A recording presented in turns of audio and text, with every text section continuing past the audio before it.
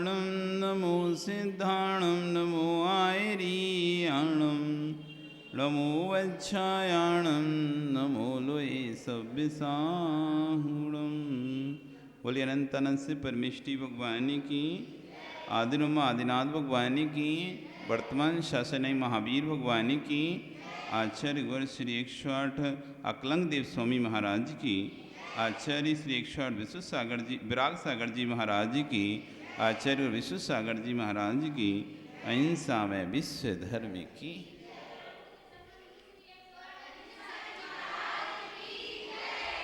पहले श्लोक का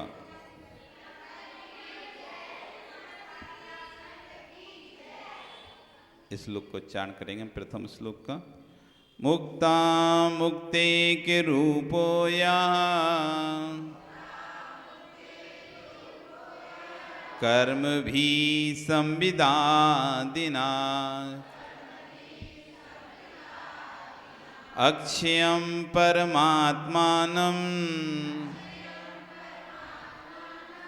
ज्ञानमूर्तिं नमामितम्। मुक्ता मुक्ते के रूपो यः कर्म भी संविदादिना अक्षयं परमात्मानं ज्ञानमूर्ति नमामितम्।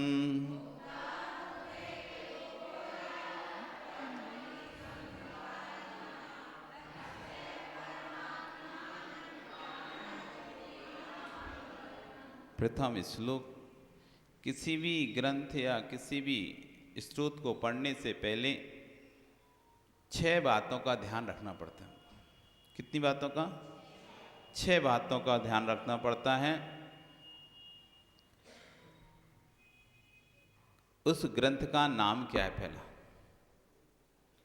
इस ग्रंथ का, जिस ग्रंथ को हम चालू करने वाले हैं उस ग्रंथ का नाम, उस ग्रंथ का परिमाण, कितना बड़ा ग्रंथ है। कभी कभी नाम नहीं पता होने से कभी कोई पूछ ले कौन सा ग्रंथ पढ़ रहे हैं, अब ये तो नहीं पता पढ़ रहे हैं लेकिन कोई ग्रंथ जरूर पढ़ रहे हैं। इसलिए ग्रंथ का नाम याद होना चाहिए। जिस ग्रंथ से भी हम स्वाध्याय करें, जिस ग्रंथ को भी हम पढ़ें तो उसको हमको नाम अच्छी तरह से याद होना चाहिए। क्या नाम है? नाम, परिमाण, कितना बड़ा है। ऐसा ना हो कि कार्य तो चालू कर दिया पूर्ण ना कर पाए। परिमाण, हमारी कैपेसिटी है कि नहीं। अब किसी ने नियम दे दिया आपको स्वाध्याय करना है और आपने उठा लिया, आदि पुराण उठा लिया, अब इतना मोटा, अब आप पढ़ते पढ़ते थक गए, कब खत्म होगा ये, कब खत्म होगा। उसे तो धैर्य से पढ़ेगा कोई व्यक्ति। अब 800 पेज हैं, 1000 पेज हैं, अब 1000 पेज तो एक दिन में पढ़े नहीं हो सकते। अब 1 साल में ग्रंथ खत्म होना है, वो आपका रोज 1 पेज आपको पढ़ना है, 2 पेज आपको पढ़ना है, 3 पेज आपको पढ़ना है। अब 1 साल तक ग्रंथ खत्म हो, लेकिन आप तो सोच रहे थे 15-20 दिन, महीना भर का नियम लिया था आपने, महीना भर स्वाध्याय का नियम ले लिया था और आपने बड़ा ग्रंथ ले लिया आदि पुराण। अब वो तो 1 साल से पहले खत्म नहीं हो रहा, क्योंकि आप पढ़ते कितना हो, 5 मिनट 2 या 3 पेज पढ़ रहे हैं, उसके बाद रख देते हो। अब 3 पेज पढ़ोगे तो 1 साल लग जाएगा उसको पूरा होने में। 1000 तो उसमें पेज हैं, 1000 पृष्ठ हैं। एक दिन में 3 भी पढ़े तो 300 दिन में 900 पृष्ठ होते हैं। परिमाण, कोई भी ग्रंथ पढ़ें, यदि आपकी कोई सीमा निश्चित है कि हमें इतनी सीमा में इसको पूरा करना है, या हमारा 1 महीने के स्वाध्याय का नियम दिया था 1 महीने पढ़ेंगे उसके बाद हम पढ़ना छोड़ देंगे, तो यदि आपने अधिक परिमाण वाला ले लिया तो आप बीच में पढ़ना छोड़ दोगे। बीच में पढ़ना छोड़ दोगे, क्यों? क्योंकि आपका तो 1 महीने का नियम था स्वाध्याय का। अब 1 महीने नियम स्वाध्याय पूरा, नियम तो पूरा हो गया लेकिन स्वाध्याय पूरा नहीं हुआ। नियम लेते ना बहुत बार, 1 महीने के स्वाध्याय का नियम ले लिया, 15 दिन के स्वाध्याय लिया, 2 महीने के स्वाध्याय नहीं लिया। तो वैसा ग्रंथ चालू करो जो तुमसे 1 महीने में हो जाए, या फिर अब चाहे नियम 1 महीने का हो लेकिन ग्रंथ जब तक पूरा नहीं हो तब तक स्वाध्याय करेंगे, या तो ऐसा नियम लो। इस परिमाण का ध्यान रखना चाहिए। कोई भी ग्रंथ है, कोई आपसे पूछ ले कितना मोटा ग्रंथ है, कितना बड़ा है, कितने श्लोक हैं, परिमाण, नाम, परिमाण, कर्ता। मंगल निमित्त हेउ परिमाण नाम कत्तारम। कर्ता, इस ग्रंथ का कर्ता कौन है, किसने लिखा है? क्योंकि यदि हमें लेखक का ही पता नहीं है, लेखक का ही पता नहीं है, कल हम किसी से रेफरेंस देंगे, हमने अमुक ग्रंथ में ऐसा पढ़ा था, तो कोई पूछ लेगा किसने लिखा था वो ग्रंथ, क्योंकि वक्ता प्रमाण सो वाक् प्रमाण। ग्रंथ की प्रमाणता वक्ता से होती है। वक्तृ प्रमाणम वाक्य प्रमाणम। वक्ता प्रमाणित है नरेश जी तो वाक्य प्रमाणित होंगे। यदि वक्ता प्रमाणित है उसके द्वारा कहे गए वचन भी प्रमाणित नहीं होंगे। फिर भी तो अपने पिता को प्रमाणिक मानते हो, तो पिता के द्वारा किया गया जो भी सौदा है, कुछ भी है, आप उसको पूरा करोगे। और तुम किसी और व्यक्ति के द्वारा उसको प्रमाणिक नहीं मानते, वो कोई भी सौदा कर दे, आप हमें भैया उनकी हम बात पे विश्वास नहीं करते, तुम सौदे की बात कर रहे हो। जिसकी हम बात पर विश्वास नहीं करते उसके सौदे पर क्या विश्वास करेंगे? वो व्यक्ति प्रमाणित नहीं है, उसके द्वारा गई बात क्या प्रमाणिक होगी? उस व्यक्ति की कोई कीमत नहीं है। समाज में कई प्रकार के लोग रहते हैं, बोलने वाले तो बहुत लोग रहते हैं, करने वाले बहुत लोग रहते हैं। कुछ लोग बोलते हैं बहुत, लेकिन उनकी कोई बात प्रमाणिक नहीं मानता। ऐसा है, वैसा है, ऐसा करना, वैसा कर लेना, वैसा होता है, वहाँ ऐसा, तो लोग सुनते तो रहते हैं उसकी बातें, पर उसकी बात को लेकर कोई निर्णय नहीं लेते कि भाई तुम्हारी प्रमाणिकता नहीं, कब तुम बदल जाओ। वो कहाँ कहाँ की बात लाके तुम सुना जाओ, कहाँ बदल जाओ, कहाँ पीछे हट जाओ, कहाँ भाग जाओ। कोई कहते हम तुम्हारे साथ हैं, आगे बढ़ जाओ। अब आगे बढ़ गया, पीछे मुड़ के देखा तो साथ वाला गायब हो गया। अब ऐसे व्यक्ति, एक बार तो व्यक्ति भरोसा कर लेगा, विश्वास कर लेगा, दूसरी बार जब वो कहेगा हम तुम्हारे साथ हैं, भैया तुम रहने दो, तुम्हारे साथ से अच्छा तो बिना साथ का ठीक है। कम से कम ये तो रहेगा कि हम अकेले हैं। बेकार कोई व्यक्ति तुमसे कहे हम तुम्हारे साथ हैं, चलो आगे बढ़ो, और तुम आगे बढ़ गए, और जब आगे बढ़ के तुम्हें लगा उसकी जरूरत है और तुमने पीछे मुड़ के देखा, वो तो गायब। अब गायब हो गया तो तुम कहोगे भैया ये तो चला गया, हमको आगे बढ़ा के नहीं, आगे बढ़ा के, ये तो पीछे है ही नहीं है। अब किधर किसको सपोर्ट, किसको देखें? आप जैसे तैसे वो समय निकाल लोगे, लेकिन दूसरी बार जब वो कहेगा आपसे तुम आगे बढ़ो, हम तुम्हारे साथ हैं, तो तुम उससे कहते भैया तुम्हारे साथ से अच्छी तुम अकेला रहना ठीक है। तुम पता नहीं कब रास्ते में छोड़कर, एक भैया था बारसोई का, तो उसको कॉकरोच से डर लगता था, तो वो बोला महाराज जी हम आपके साथ हैं। मैं भैया तू साथ मत रहे, तू घर ही रहे। कि क्यों? मैं तू पता नहीं कहाँ कॉकरोच देखो, कहाँ भाग छोड़ के भाई। उसको इतना कॉकरोच से डर लगता था, यदि यहाँ कॉकरोच दिख रहा तो यहाँ से नीचे नहीं, वो रोड पे जाएगा सीधा, मंदिर ही छोड़ देगा प्रांगण, इस पूरे मंदिर प्रांगण में कहीं नहीं दिखाई देगा, वो सीधा रोड पे। तो इतना डर लगता है, मैं तुम इतना डर लगता है, कल को हम बिहार कर रहे होंगे और कहीं तुम्हें कांग्रेस देखा तो बिहार में छोड़ के भाग जाओगे। तो जिसके जो व्यक्ति ही प्रमाणिक नहीं है उसके वचन प्रमाणिक नहीं होते। इसलिए कर्ता, कोई भी ग्रंथ उठा के पंडित जी के कोई सी तुमने उठा के ग्रंथ पढ़ना शुरू कर दिए, अब वो क्या लिख रहे हैं क्या नहीं लिख रहे हैं, उल्टा सीधा उन्होंने लिखा हुआ है और तुमने उसी को दिमाग में सेट कर लिया। अरे ग्रंथ में ऐसा लिखा है, ग्रंथ में ऐसा लिखा है, ग्रंथ में ऐसा लिखा है, हल्ला कर रहे हो। पहले ये तो देखो ग्रंथ लिखा किसने है, लिखा किसने है। अरे महता जी महाराज जी ऐसा होना चाहिए, वैसा होना चाहिए, वैसा होना चाहिए, ऐसा लिखा है ग्रंथ में। पहले देखो तो सही लिखने वाला कौन है। देखा लिखने वाला तो एक असंयमी पंडित है, असंयमी पंडित है। उसने कभी चर्या करी नहीं है, कभी महाराज की चर्या देख अपना ही नहीं है। लिखने में क्या जाता है, जीना और चलना दोनों अंतर होते हैं। मतलब बोलना और उस पर चलना दोनों में बहुत अंतर होता है। बोलना और चलने में अंतर होता है। बोल तो हम बहुत बड़ा बड़ा देंगे, कोई चलना थोड़ी ना हमें है, चलना तो दूसरे को है, हमें तो सिर्फ बोलना और लिखना है। बोलना लिख दिया तो इससे बोलना लिखना तो बहुत अच्छे से बड़ा चढ़ा के लिखा जा सकता है, लेकिन जब चलने की बार आएगी तो पूछेंगे तुम क्या उस पर चलोगे? हम नहीं चलेंगे, हमने अपने लिए लिखा ही नहीं है, ये तुमने दूसरे के लिए लिखा है। भैया तो प्रामाणिकता नहीं। तुम स्वयं आचार्य हो, मुनि हो, फिर लिख रहे हो। हाँ भैया, जीता है तभी तो लिख रहा है, स्वयं भी तो चल रहा है उसमें, जो लिख रहा है वो स्वयं भी चल रहा है, तब तो बात समझ में आती है। हाँ भाई, जैसा लिख रहा है वैसा स्वयं भी चल रहा है। वो लिख रहा है असंयमी, किसके लिए? संयमी के लिए। असंयमी किसके लिए लिख रहा है? स्वयं रात्रि भोजन त्याग नहीं कर पा रहा, स्वयं पानी छान कर नहीं पी पा रहा, स्वयं संयम को एक बार भोजन करके नहीं रह पा रहा, 4-4 टाइम भोजन चाहिए, पानी चाहिए, सब कुछ चाहिए। वो लिख रहा है किसके ऊपर? एक समय भोजन करते उनके ऊपर। स्वयं 4 बार भोजन करके पानी पीकर, पीते पीते प्यास लग जाती है, लिखते लिखते प्यास लग रही है तो पानी गटर गटर पी लेता है, भूख लगती तो खाना खा लेता है, नींद, हाथ पैर कहीं दर्द होते तो गाड़ी में घूमता है। वो लिख किसके लिए रहा है? संयमी के ऊपर। तो देख लेना चाहिए करता कौन है। ग्रंथ कोई भी लिख दे, नहीं, पूर्वाचार्य द्वारा प्रमाणित व्यक्ति है कि नहीं, हमारे आचार्य प्रणीत है कि नहीं है, ये पूर्वाचार्यों से मेल खाता है कि नहीं खाते, पूर्व परंपरा से मेल खाता है नहीं खाता। क्या राग के बस, द्वेष के बस भी तो ग्रंथ लिखे हो सकते हैं ना।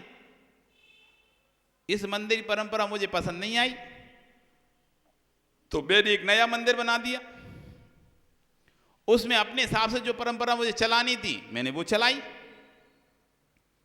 रमेश, किसी को मंदिर की परंपरा पसंद नहीं आई तो उसने क्या किया, एक अपना नया मंदिर बना लिया और अपने हिसाब से परंपराएं चालू कर दी उसमें। कालांतर में क्या हुआ कि इस मंदिर में आने वालों की संख्या कम हो गई और उस मंदिर में आने वाली संख्या बढ़ गई। अब बढ़ गई तो क्या हुआ, धीरे धीरे इसकी क्रियाओं का लोप होने लगा, मंदिर का लोगों को लोप, और वो वाला विकास होने लगा। अब क्या कहेगा, वो सही है ये गलत है, क्योंकि करने वाले वो ज्यादा है ना। अब वो व्यक्ति लिखेगा ग्रंथ तो क्या लिखेगा, इधर की क्रियाएं लिखेगा कि वहां की क्रियाएं लिखेगा वो अपने ग्रंथ में? वो तो दोनों तरफ भी लिखेगा ही नहीं ना। वो देखना पड़ेगा ये वहां की क्रिया लिख रहा है, ये जो क्रिया उसने लिखी है क्या ये परंपरा से यही ऊपर से आई थी या इसने बाद में बना के इसको लिखा है। पूर्वाचार्यों से प्रमाणित है कि नहीं ये वक्ता, जो वक्ता बोलने वाला है वो पूर्वाचार्य से प्रमाणित है कि नहीं, प्रमाणित भेष में है कि नहीं है, प्रमाणित है कि नहीं है और प्रमाणित भेष में है कि नहीं है, बहुत अंतर पड़ता है। आप भले आप अपने आप को मुख्यमंत्री कहते रहो, लेकिन मुख्यमंत्री पद पर हो के नहीं हो, पद महत्वपूर्ण है। आप उस पद पर रहकर साइन करोगे तो साइन की कीमत है, पद से हटने के बाद तुम कितने ही भूतपूर्व मुख्यमंत्री रहते रहो, भूतपूर्व प्रधानमंत्री हो, फिर तुम्हारे साइन की कीमत है ही नहीं है। सुरक्षा के लिए भले तुम्हें सरकार गार्ड दे देगी, रहे हैं मंत्री, रहे हैं अध्यक्ष तो गार्ड दे देगी, लेकिन आपके साइन की कोई कीमत नहीं है क्योंकि आप उस पद पर है ही नहीं है। तो वक्ता की प्रमाणिकता के साथ पद की, उसका पद है कि नहीं उस व्यक्ति पर, तो वक्ता जब तक प्रमाणित नहीं हुआ, इसलिए हमारे आचार्यों ने कभी भी शास्त्र की सिद्धि पहले नहीं की, शास्त्र की सिद्धि नहीं करी, उन्होंने आप की सिद्धि करी। किसकी? आप यानी भगवान, आप यानी भगवान की सिद्धि करी। आत्म परीक्षा लिखा, आत्मीमांसा लिखा। आप जब तक प्रमाणित नहीं होगा, जब तक भगवान प्रमाणित नहीं होगा हमारा, तब तक हमारी जिनवाणी प्रमाणित नहीं हो सकती। पहले हमारे भगवान को प्रमाणित होना पड़ेगा। किसको प्रमाणित होना पड़ेगा? भगवान प्रमाणित हैं तो जिनवाणी प्रमाणित है, भगवान ही प्रमाणित नहीं है। अब कोई अन्य दर्शन के ग्रंथ लाकर हमको दिखाए कि देखो हमारे ग्रंथों में लिखा है रात में खा लेना चाहिए, हमारे ग्रंथों में लिखा है मांस खाना चाहिए, तो भैया हम तुम्हारे उनको ही नहीं मानते तो ग्रंथों को क्या मानेंगे?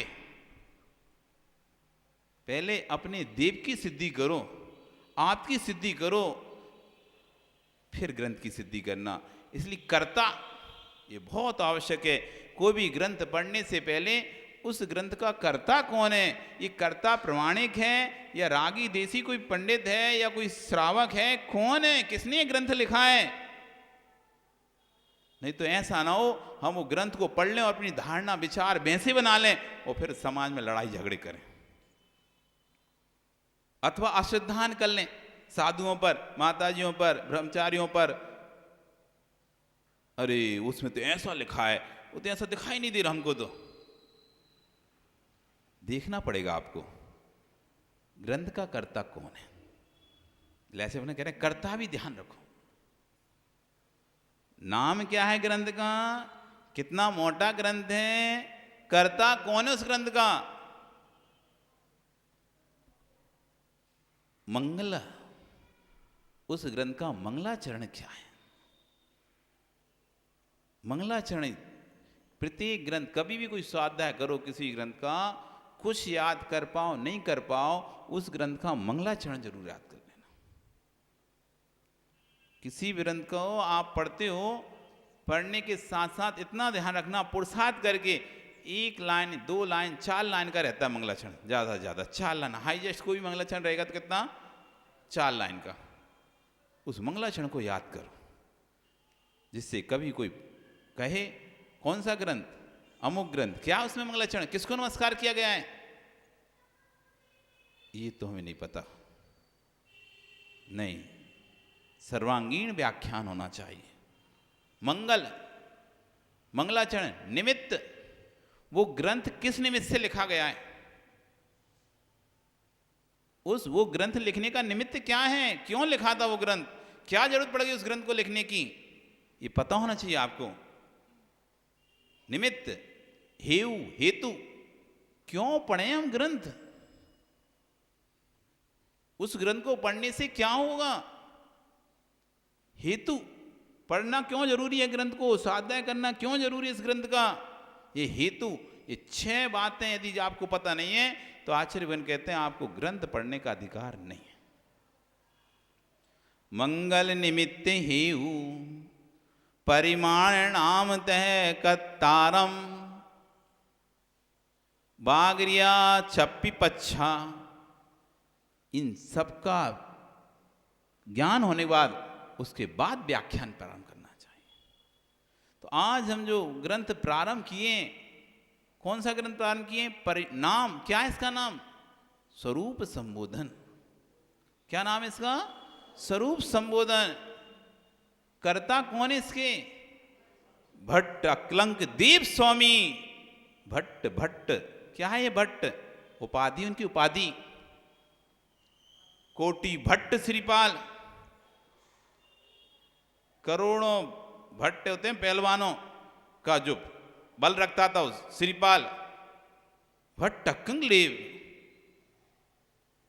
जिन्होंने अच्छे अच्छे बुद्धिशाली जीवों को धराशायी कर दिया, परास्त कर दिया विवाद में, वाद विवाद में, शास्त्रार्थ में हरा दिया। ऐसे भट्ट वीर, भट्ट यानी वीर, भट्ट अक्लंक देव, जिन्होंने अपने बुद्धि बल से, क्योंकि जनबल, धनबल, बाहुबल, बुद्धिबल, पुण्यबल, 5 प्रकार के बल होते हैं। जनबल, धनबल, बाहुबल, बुद्धिबल, पुण्यबल। जनबल, आपके पास बहुत सारी जनता है, आपके पीछे बहुत लोग हैं, आप एक इशारा करते हो हजारों लोग आपके साथ दौड़ उठते हैं, एक इशारा करते हो हजारों लोग आपके पीछे पीछे भागने लगते हैं, एक इशारा करते हो आपके एक इशारे पर हजारों लोग दूसरे को मारने को तैयार हो जाते हैं। ये जनबल। कौरवों के पास क्या था, जनबल। कितनी सेना थी, 9 अक्षौणी सेना थी उनके पास। नारायण ने अपनी पूरी सेना उनको दे दी थी। एक तरफ स्वयं नारायण कृष्ण, दूसरी तरफ उसकी पूरी सेना। एक तरफ नारायण कृष्ण 3 खंड का अधिपति और दूसरी तरफ उसकी संपूर्ण सेना। कौरवों ने कहा हमें इस नारायण को नहीं चाहिए एक अकेले को, हमें पूरी सेना चाहिए। जनबल, धनबल, पैसे का बल। जब जनबल काम नहीं आता ना, फिर धनबल काम आता है। धनबल, व्यक्ति जनता के माध्यम से वोट देखते ना, वोट जब इलेक्शन आता है तो किसी के पक्ष में बहुत लोग हैं और किसी के पक्ष में कोई लोग नहीं है, ठीक है कोई बात नहीं, तू जीत जा, तेरे एमएलए सांसद जिता ले, बाद में धन के बल पे वो सबको खरीद लेता। ले, जिताया किसी ने, जनबल तेरा था ना, ठीक है जनबल तेरा हो सकता है, कोई बात नहीं, तुम जीत जाओ इस सीट से, हमारे पास धनबल है। जीता कौन था? दूसरी पार्टी का था, वो खरीद किसी ने लिया। जनबल कहां गया? जनता अगर उसको चाहती होती तो उसको जिताती ना, नहीं जिताया जनता ने तो दूसरे को जिताया था, लेकिन अब वो जीत कर उसने ला ये 5 करोड़ रुपए तेरे नाम, उसने पार्टी चेंज कर ली। तो जब जनबल से अधिक है कौन सा बल? धनबल। देख रहे, धन के बल पे लोग जनता को जगा के रखे नहीं रखे। एक व्यक्ति धन के बल पर राज कर रहा है, स्वयं का समाज पूरी एक तरफ, वो पर कोई बोल नहीं पाता उसके सामने। माता ही हंस रही, समझदार को सारा काम ही होता है। एक व्यक्ति किसके बल पर है? धन है भैया। फिर आता है बाहुबल। जनबल काम नहीं करे, धनबल काम नहीं करे, कट्टा लगा दिया उसे।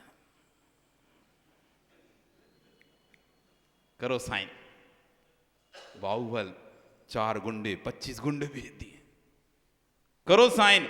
तो बड़े बड़े सेठ भैया ठीक है करते ला पूरी जमीन अपने नाम करा ली। बाहुबल, वो बाहुबल दिख रहा है, बाहुबली। चक्रवर्ती के पास जनबल था, चक्री के पास धनबल था। 6 खंड का अधिपति था ना चक्रवर्ती भरत 6 खंड का अधिपति। जनबल, सारे राजा उसके अधीन थे। धनबल 6 खंड का, 14 रतन 9 निधि। क्या होता है? एक निधि की हजार देव रक्षा करते हैं। 14 रतन 9 निधि, 84 लाख हाथी, 18 करोड़ घोड़े, 84 लाख रथ। क्या धनबल की, उसकी जनबल की महिमा, धनबल की महिमा नहीं गा सकते आप। पर बाहुबल,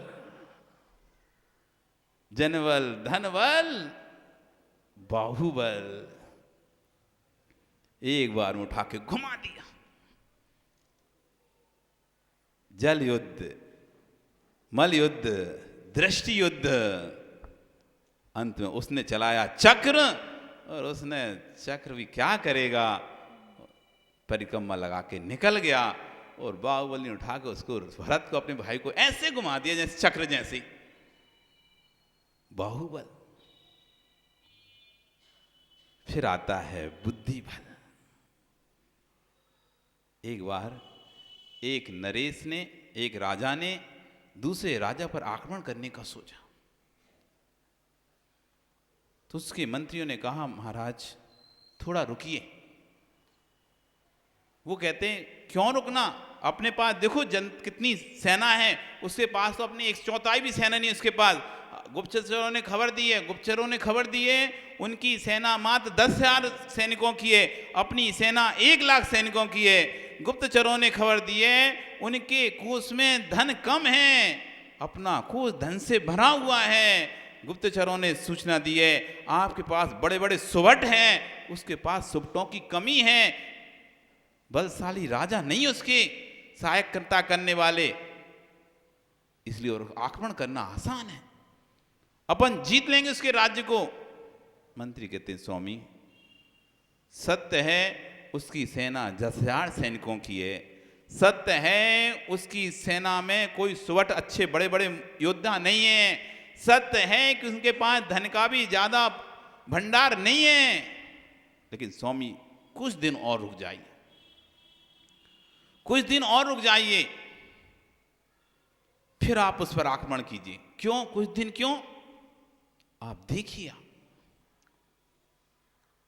इस राजा के मंत्री ने 2 सलाखाएं, अंजन सलाखाएं नहीं, आंख में लगाने वाला अंजन होता है ना, उसकी 2 सलाखाएं उस राज्य जिस पे आक्रमण करना था उस राज्य को भेजी दूत के माध्यम से, और कहा ये सलाखाएं चमत्कारी अंजन है, चमत्कारी अंजन है, अंधे की आंख में लगाओ तो आंख खुल जाती है, अंधे की आंख में लगाओ तो आंख खुल जाती है। तो राज का बढ़िया, अच्छी बात है, सामने दूसरे राज्य ने भेजा है, स्वागत है उनका, ले लिया उन्होंने मंत्री को कहा, मंत्री जी ये दूसरे नगर से अंजन आया हुआ है, 2 सलाखें आई हैं, किसी भी सूरदास को लेकर आओ, अंधे को लेकर आओ, अपन लगा के देखते हैं, एक व्यक्ति की नेत्रों की ज्योति खुल जाएगी। उनका पूर्व मंत्री था, भूत मंत्री था, उसको बुलाया गया, उसकी दोनों आंखों की रोशनियां जा चुकी थी, दोनों आंखों की, पर इतना चतुर मंत्री था, दोनों आंखों की रोशनियां जा चुकी थी। उससे कहा गया, आओ मंत्री जी, आपने बहुत हमारी सेवा की है, इसलिए हम ये अंजन सलाखा आपके लिए देते हैं, आप इनको आंखों में लगाइए, इससे आपकी आंख की ज्योति वापस आ जाए। उस मंत्री को दे दी गई। उस मंत्री ने सलाखा ली, एक सलाखा अपनी आंख में जैसी लगाई, उसकी आंख की रोशनी आ गई। पूरा राजमहल, राजसभा चकित, चलो मंत्री जल्दी से दूसरी ओर लगा लो अब तो, क्योंकि अंधे से तो काना बेकार होता है ना, अभी तक तो अंधे थे, अब काने हो गए हो, इसलिए जल्दी से दूसरी ओर लगाओ, जिससे कि तुम एकदम सुंदर सुनैन वाले हो जाओ। तो उसने दूसरी सलाखा ली, आंख में तो नहीं, अपने मुंह में रख ली, और मुंह में, राजन जल्दी से मुझे पेन और कॉपी दीजिए, कलम और पेपर दीजिए। तुरंत कलम पेपर आया। लोग कह रहे पागल हो गया, क्या हो गया, आज समय नहीं है, समय नहीं है, आप कलम पेपर दीजिए। सब लोग कह रहे पागल हो गया, अब तो काना हो गया, अंधे से अब तो काना और बेकार हो गया, मुंह में खाने की चीज थोड़ी ना थी, ये तो आंख में लगाने की चीज थी। और फटाक से उसको कलम पेपर दिया गया, उसने खट खट खट खट लिखा कुछ, राजन मुझे ये सामग्री तुरंत जरूरत है। तुरंत सामग्री मंगवाई गई, वो सारी सामग्री मंगा के 7 दिन के अंदर उसने एक अंजन तैयार किया। राजन ये लीजिए, जिन्होंने आपको 2 सलाखाएं दी थी अंजन की, उन्हें आप डिब्बा भरकर अंजन भेजिए, और बोलिए कि आप अपने नगर के जितने अंधे हैं सबको लगाइए। उस सूरदास ने एक अंजन और निकाला, अपनी आंख पे लगाया, उसकी दूसरी आंख भी खुल गई। जब वो डिब्बा भरकर दूसरे राज्य को भेजा गया, पेश किया गया, अरे अपन ने 2 सलाखाएं, ये डिब्बा भर के अंजन। तो कहा उस मंत्री ने, महाराज इस राज्य पर चढ़ाई करने का बिल्कुल छोड़ दो, इस राज्य पर चढ़ाई करने के बारे में आप छोड़ दो, बिल्कुल ही मन से ख्याल निकाल दो, दोस्ती कर लो।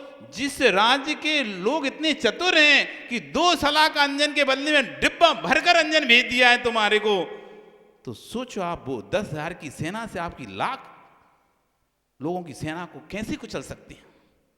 जब जो व्यक्ति जो 2 अंजन सलाखा से पूरा डिब्बा भरकर बना के भेज सकता है, उस बुद्धि बल के सामने आपकी लाखों की सेना टिक नहीं पाएगी।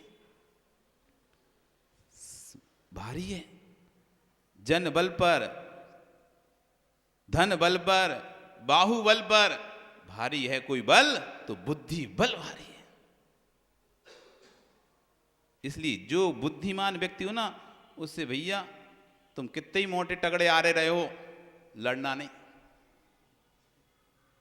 लड़ना नहीं, कितनी ताकत रहे, सामने वाली बुद्धि परीक्षा कर लेना चाहिए पहले, ये कितना बुद्धिमान है, अरे ये बहुत सातिर है, आप 4 गाली दोगे, उस समय तो चुपचाप सुन लेगा,